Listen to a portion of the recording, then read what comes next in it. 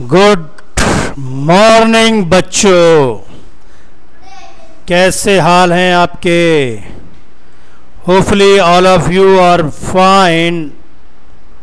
So today we are going to start a very interesting and important topic, that is holding companies. बच्चों, तो in holding company, जैसा कि ये question आपके सामने है, इस क्वेश्चन में कह रहा है कि on 1 January 1987 Y limited acquired 1800 shares of ₹10 each in Z Limited at a cost of ₹36,000. At the date of acquisition, Z Limited had a credit balance of ₹24,000 and its profit and loss account from the following balance sheet. Prepare a consolidated balance sheet of Y Limited and its subsidiary Z Limited as on 31 December 1987. ये balance sheet बच्चों आपको दे रखी है Y limited की as eight 31 दिसंबर 1987 की. इसमें authorise share capital है जो कि 20,000 share at the rate ₹10 each में डिविजिबल है. 2 लाख रुपए. जनरल रिजर्व जो है वो 1 लाख है. प्रॉफिट एंड लॉस अकाउंट्स 20,000 है. सन्डी क्रेडिटर्स जो है वो 60,000 के. थोड़ा जल्दी से क्वेश्चन पढ़ लेते हैं, उसके बाद मैं आपको आंसर को एक्सप्लेन करूँगा. तो नेक्स्ट है फ्री होल्ड प्रॉपर्टी दे रखी है एसेट्स के अंदर. ये थोड़ा सा प्रॉपर्टी की स्पेलिंग गलत है, कोई बात नहीं. फ्री होल्ड प्रॉपर्टी आप समझ लीजिए 1,90,000 की है. प्लांट एंड मशीनरी 28,000 है. शेयर जेड लिमिटेड इसने एक्वायर किए at a cost of 1800 at cost 1800 share of ₹10 जो कि 36,000 में उसने परचेज़ किए हैं. स्टॉक की वैल्यू बच्चों जो है वो 60,000 है. सन्डी डेटर्स जो है 40,000 के. बैंक बैलेंस 26,000 का है. ठीक है. Balance sheet of Z limited दे रखी है जो कि 31 दिसंबर 1987 की. इसमें ऑथराइज शेयर कैपिटल 20,000 के हैं. P&L 30,000 का. सन्डी क्रेडिटर 4,000 रुपये के. इन्वेस्टमेंट 4,000 की. स्टॉक 10,000 का. सन्डी क्रेडिटर 14,000 के. बैंक बैलेंस 26,000 का. ये टोटल दे रखा है. बच्चों, इसका सोल्यूशन जब हम करेंगे तो सबसे पहले इस टाइप के क्वेश्चन में आपको क्या करना है, इस टाइप के क्वेश्चन में सबसे पहले बच्चों आपको ये करना है, मैं आपको थोड़ा सा लिख के भी समझा देता हूँ. सबसे पहले बच्चों आपको ये करना है कि आपको सबसे पहले इनका होल्डिंग इंटरेस्ट और माइनॉरिटी इंटरेस्ट फाइंड करना होता है. सबसे पहले आपको holding interest and minority interest find करना होता है. होल्डिंग इंटरेस्ट का मतलब ये कि जो परचेजिंग कंपनी है उसने कितना जो है सब्सिडियरी कंपनी में परचेज़ किया. अगर किसी भी कंपनी में कोई भी company more than 50% shares purchase कर लेती है तो जो परचेजिंग कंपनी होती है वो होल्डिंग कंपनी कहलाती है, और जो सेलर कंपनी होती है, वेंडर कंपनी, वो सब्सिडियरी कंपनी कहलाती है. जैसे इस क्वेश्चन में इस क्वेश्चन में 1800 शेयर्स परचेज़ किए हैं वाई लिमिटेड ने. वाई लिमिटेड ने 1800 शेयर्स परचेज़ किए हैं, जो कि टोटल जो शेयर्स हैं सब्सिडियरी लिमिटेड के वो 2000 हैं. इस तरीके से होल्डिंग इंटरेस्ट की अगर हम बात करें तो सबसे 1800 शेयर्स में से 2000 शेयर्स में से 1800 शेयर इसने परचेज कर लिए, तो इसका मतलब 90% होल्डिंग कंपनी का इंटरेस्ट हो गया. माइनॉरिटी इंटरेस्ट की अगर हम बात करें तो बच्चों 200 शेयर माइनॉरिटी के पास होंगे, तो 200 में से 2000 का 200 शेयर, तो 10% शेयर जो हो गया वो माइनॉरिटी का हो गया. सबसे पहले बच्चों इन क्वेश्चन में हमें क्या करना पड़ता है, calculation of goodwill and capital reserve करना पड़ता है. गुडविल और कैपिटल रिजर्व की जो कैलकुलेशन हम करेंगे तो सबसे पहले कॉस्ट ऑफ कैपिटल हमें 36,000 लिखना है. वो 36,000 कहाँ से आया है, वो 36,000 बच्चों यहाँ से आया है, जो इस क्वेश्चन में यहाँ दे रखा है, और यहाँ भी 36,000 दे रखा है. इस 36,000 में से अब 90% होल्डिंग कंपनी ने 90% शेयर्स लिया है, तो इसकी जो 90% इंटरनल लाइबिलिटीज़ होंगी, जो इसकी 90% इंटरनल लाइबिलिटीज़ हैं, उस इंटरनल लाइबिलिटीज़ में ही इसका जो है अपना हक होगा. मतलब इसका जो हक होगा वो सिर्फ और सिर्फ जो होगा वो इंटरनल लाइबिलिटीज़ में होगा. ठीक है. जैसे कि इस क्वेश्चन में अगर हम बात करें तो यहाँ पर इंटरनल लाइबिलिटीज़ जो है वो एक तो 20,000 रुपये की है और 30,000 की हैं. इस 20,000 का तो 90% टोटल हम ले लेंगे, तो 20,000 का 90% बच्चों ले लिया तो 18,000 ये आ गया.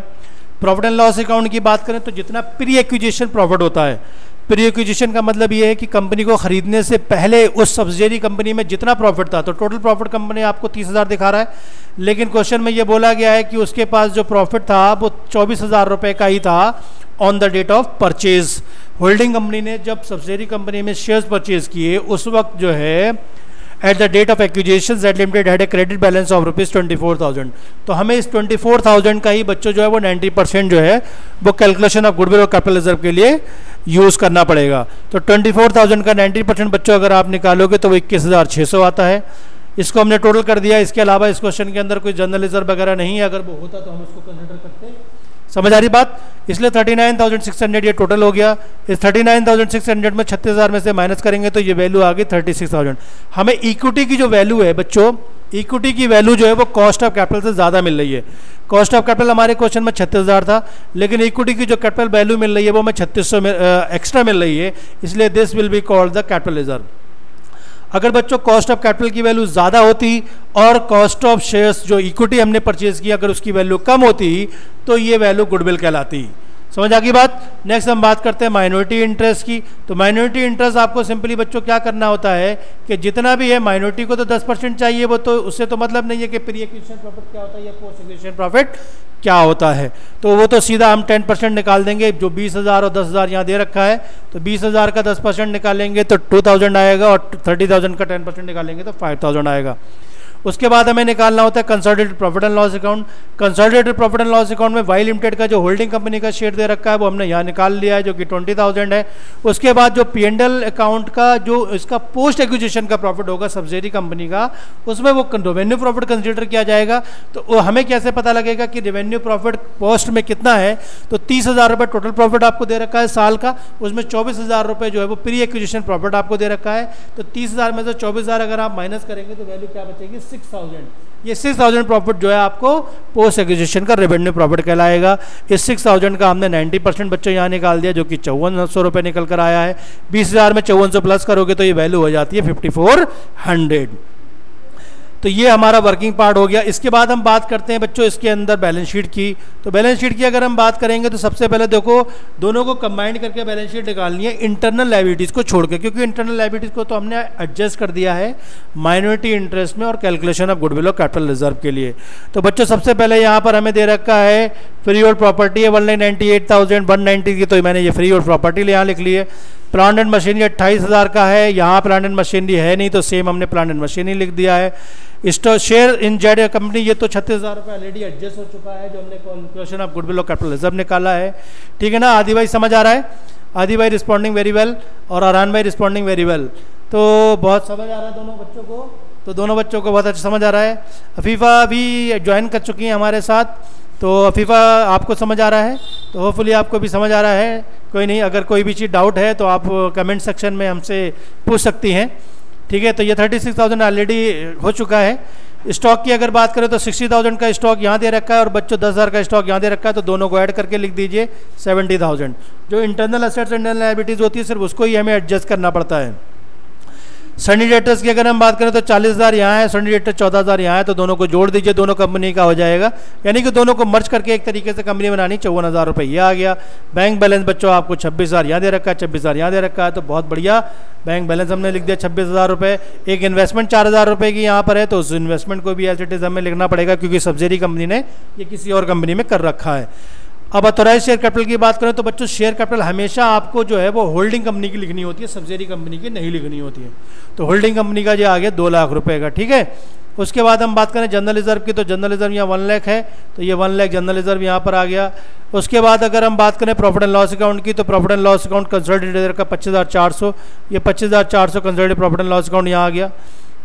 नेक्स्ट है कैपिटल रिजर्व, तो कैपिटल रिजर्व की वैल्यू 3600 वहाँ आ गई जो हमने यहाँ कैलकुलेशन ऑफ गुडविल और कैपिटल रिजर्व में निकाल रखा है। उसके बाद सिंडिकेटर्स की बात करें तो 60,000 वो है, 4,000 ये कि 64,000 का सिंडिकेटर्स है। और माइनॉरिटी इंटरेस्ट हमने बच्चों निकाला है 5,000, वो भी लाइबिलिटीज़ के पार्ट होता है। तो इस तरीके से अगर देखा जाए तो हमने ये सारा का सारा पार्ट कर लिया है। इसका टोटल कर दीजिए, और टोटल करने के बाद जो वैल्यू आती है यहाँ तक आपके काम का है ये, तो ये 3,98,000 ये टोटल हो गया इस बैलेंस शीट का। तो होपफुली आपको ये क्वेश्चन अच्छे से समझ आया होगा।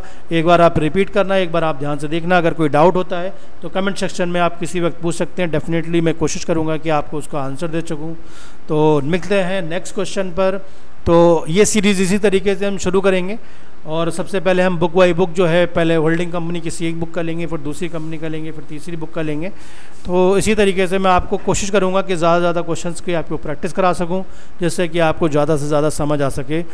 वीडियो में जो भी दिक्कत लगती है, अगर कोई भी डाउट आपको लगता है, कोई भी प्रॉब्लम अगर आपको लगती है, कोई भी सजेशन आपका हो, तो प्लीज़ आप हमें उस सजेशंस को कमेंट्स बॉक्स में लिखिए, मैं उस पर डेफिनेटली अमल करूँगा। तो ऑल द बेस्ट बच्चों, मिलते हैं नेक्स्ट क्वेश्चन में, नेक्स्ट वीडियो में। तब तक अपना ख्याल रखिए, टेक केयर, गुड बाय। और हमारे चैनल को प्यार करने के लिए आपका बहुत बहुत शुक्रिया। प्लीज़ अपने दोस्तों में इसको सब्सक्राइब शेयर कीजिए और लोगों से सब्सक्राइब कराइए।